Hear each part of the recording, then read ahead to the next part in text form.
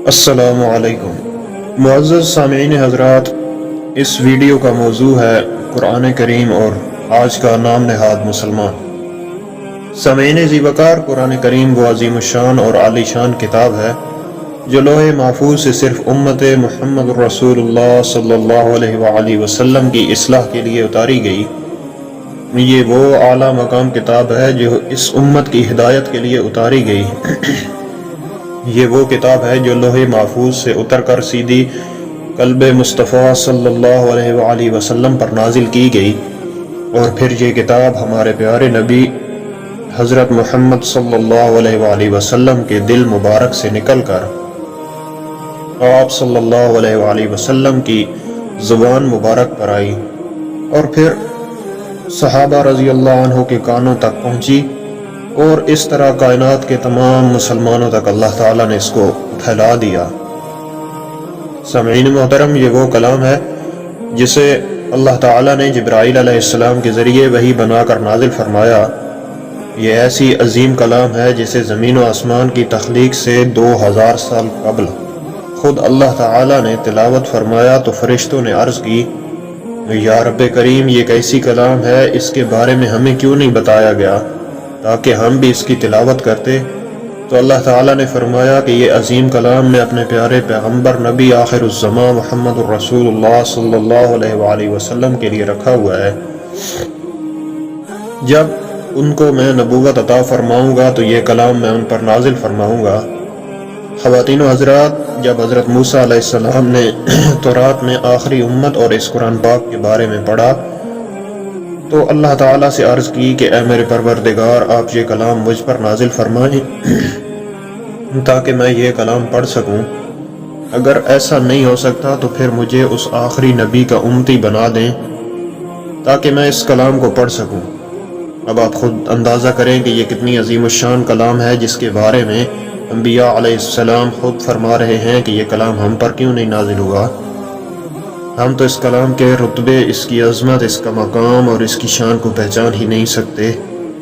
وہ کلام جو ہمیں جہالت کے اندھیروں سے نکال کر توحید و سنت اور صراط مستقیم کی روشنیوں سے ہمکنار کرنے آیا ہے، وہ قرآن جو ہماری کامیابی کی ضمانت بن کر آیا ہے، اس قرآن کو، اس کے آنے کے مقصد کو ہم نے پہچانا ہی نہیں۔ قرآن کے ساتھ بس ہمارا رسمی رشتہ رہ گیا ہے، ہم نے قرآن پاک کے اصل مقصد کو پہچانا ہی نہیں۔ ہم نے قرآن کی اس تعلیم کو سمجھا ہی نہیں جو تعلیم صحابہ اکرام نے حاصل کی، اور اپنی زندگیوں میں قرآن پاک کو اس طرح لائے کہ ان کا ہر عمل قرآن کے حکم کے مطابق ہوتا تھا۔ اور پھر نتیجہ یہ نکلا کہ اسی دنیا میں ان لوگوں کو جنت کی بشارتیں سنا دی گئیں۔ لیکن افسوس، آج کا مسلمان قرآن پاک سے بہت دور ہو گیا ہے۔ سال ہر سال قرآن پاک ہمارے گھروں میں بند پڑے رہتے ہیں، لیکن ہمیں فرصت ہی نہیں کہ اس کو کھول کر پڑھیں۔ قرآن ہمیں صرف رمضان کے مہینے میں پڑھنا یاد آتا ہے، یا کسی میت کو بخشوانے کے لیے۔ قرآن کریم کے آنے کا مقصد ہرگز یہ نہ تھا جو ہم لوگوں نے بنا لیا ہے، بلکہ قرآن پاک تو ہمارے مردہ دلوں کو زندہ کرنے آیا تھا۔ قرآن پاک کو ہم جھوٹی قسموں کے لیے عدالتوں میں تو استعمال کرتے ہیں، لیکن یہ نہیں سوچتے کہ جس قرآن کو نازل کرنے والا ہمیں دیکھ رہا ہے اس سے ڈرنا چاہیے۔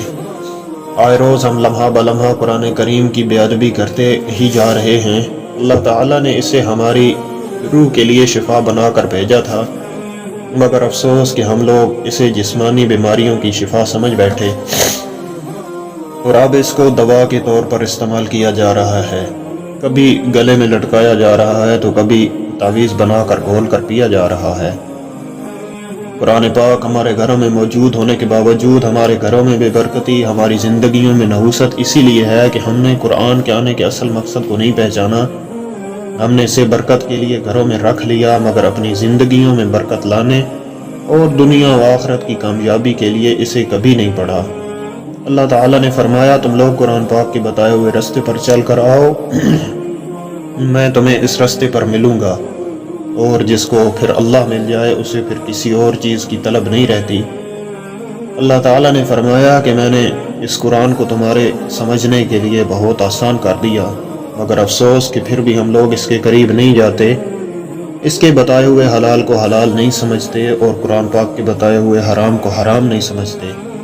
آج ہماری تباہی کی سب سے بڑی وجہ یہی ہے کہ ہم نے قرآن پاک سے دوری اختیار کر لی ہے اور دنیا کے عارضی نفع اور مال و متاع کو حقیقت سمجھ لیا ہے، حالانکہ قرآن پاک فرماتا ہے یہ دنیا کھیل تماشا ہے، اور پھر بھی ہم لوگ کھیل تماشوں کو حقیقت سمجھ کر اصل زندگی کو بھول چکے ہیں۔ ضرورت اس بات کی ہے کہ ہم دنیا میں آنے کے اصل مقصد کو پہچانیں اور قرآن و سنت کے مطابق اپنی زندگیاں بسر کریں، تاکہ دنیا و آخرت میں ہمیں رضائے الہی حاصل ہو اور ہم لوگ قیامت کے دن سرخرو ہو جائیں۔ دعا ہے کہ اللہ ہم سب کو دین اسلام کی محبت نصیب فرمائے اور ہمیں اپنا مقرب بندہ بنائے، آمین۔